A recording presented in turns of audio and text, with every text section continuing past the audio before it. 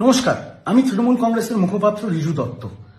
আপনারা সকলেই জানেন ৪ঠা মে বাংলার বিধানসভার ফল বেরিয়েছে। বাংলার মানুষ দুহাত তুলে বিজেপিকে আশীর্বাদ করেছে এবং বাংলায় পরিবর্তন হয়েছে। আগামী ৯ই মে নতুন সরকার গঠন হবে বাংলায়। কিন্তু আমার ভিডিওটা আজকে সেটা নিয়ে নয়। আমার ভিডিওটা হচ্ছে ৪ঠা মে বিকেল ৪টে থেকে আজকে ৬ই মে দুপুর ৩টে অবধি আমার সাথে ব্যক্তিগত কি কি ঘটনা ঘটেছে। আপনারা জানেন যে আমার দল তৃণমূল কংগ্রেস কাউন্টিং অবজারভার করে পূর্ব মেদিনীপুরে পাঠায়। এবার যখন সারা বাংলা জুড়েই যে গেরুয়া সুনামি আমরা দেখেছি, সেখানে পূর্ব মেদিনীপুরও তো তার বাইরে ছিল না।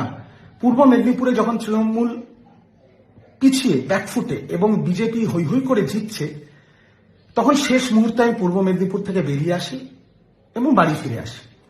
যখন বাড়ি ফিরছি, যখন আমি আমার গলিতে ঢুকছি, তখন স্বাভাবিকভাবে বিজেপির যে কর্মীরা, যে সমর্থকরা, যারা এতদিন ধরে অত্যাচারিত, যারা লাঞ্ছিত, যারা বঞ্চিত, তাদের খুশির বহিঃপ্রকাশ হবেই।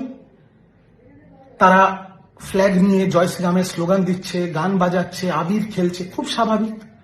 সেই মুহূর্তে আমার গাড়িটা তাদের ওই বিজয় উৎসবের সামনে গিয়ে পড়ে। আমার ড্রাইভার মুসলিম, আমি গাড়িতে সামনের সিটে বসে। আপনাদের বলতে চাই, আমি এটা না বললে, মানে এই কথাগুলো, বিগত ১.৫-২ দিনের কথাগুলো না বললে পাপ হবে।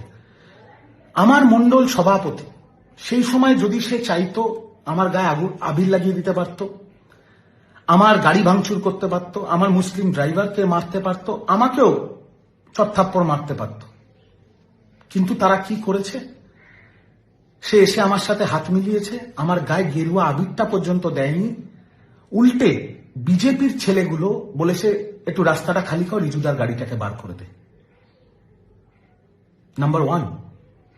নাম্বার 2, ৪ তারিখ বিকেল ৫টার পরে যারা স্বঘোষিতভাবে বিজেপি হয়ে গেছে, যারা সবাই তৃণমূল ছিল এখন স্বঘোষিতভাবে বিজেপি হয়ে গেছে, ফেসবুকে এখন জয় শ্রীরাম লিখছে,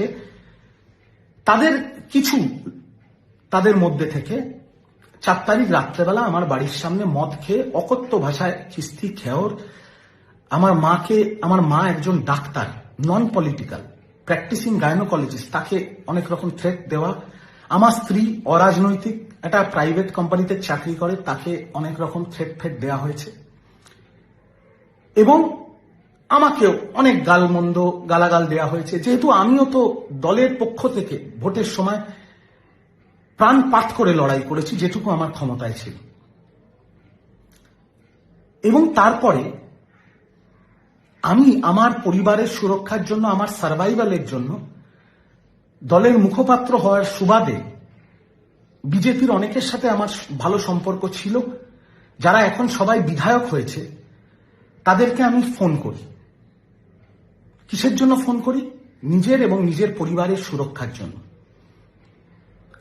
এবং আমি স্পষ্টভাবে বলতে চাই যে বিজেপির এত ব্যস্ততা, ৯ তারিখ তাদের শপথ গ্রহণ, প্রতিটি বিজেপির বিধায়ক যাদের আমি ফোন করেছি, তারা দুটো রিংয়ের মধ্যে আমার ফোন ধরেছে।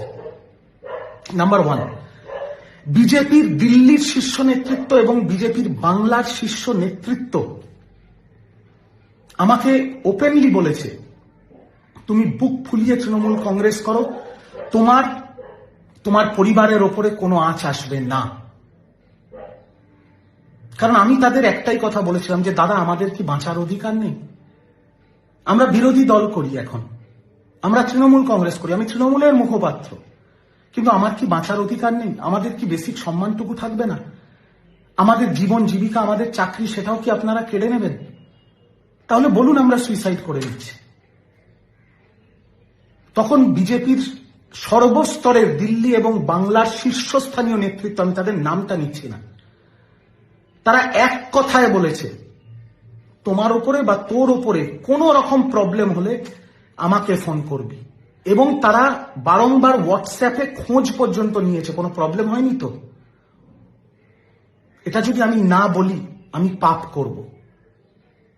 তারা আমাকে স্পষ্ট বলেছে, রিজু, তুই যা করেছিস, যা ভাষণবাজি করেছিস, যা ডায়লগবাজি করেছিস, কর্মীদের মনে তোর জন্য রাগ আছে, কিন্তু তুই দলের মুখপাত্র হয়ে করেছিস। তুই কারুর বেআইনি ভাবে জোর খাটিয়ে জমি কেড়ে নিসনি, বাড়ি দখল করে নিসনি, কারুর বাড়ির মা বোনের গায়ে হাত দিসনি, কাউকে মারধর করিসনি আমাদের কোনো কর্মীকে না। তুই কোনোদিন ফলস কেস দিয়ে কাউকে থানায় ঢুকিয়েছিস, জেল খাটিয়েছিস।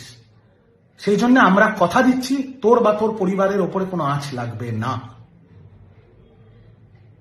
এবং আমি আজকে বলছি, এই 6 তারিখ দুপুর 3টের সময় আমার বাড়িতে একটা পাথর পর্যন্ত, কেন একটা পাথরের কোনা পর্যন্ত কেউ মারেনি।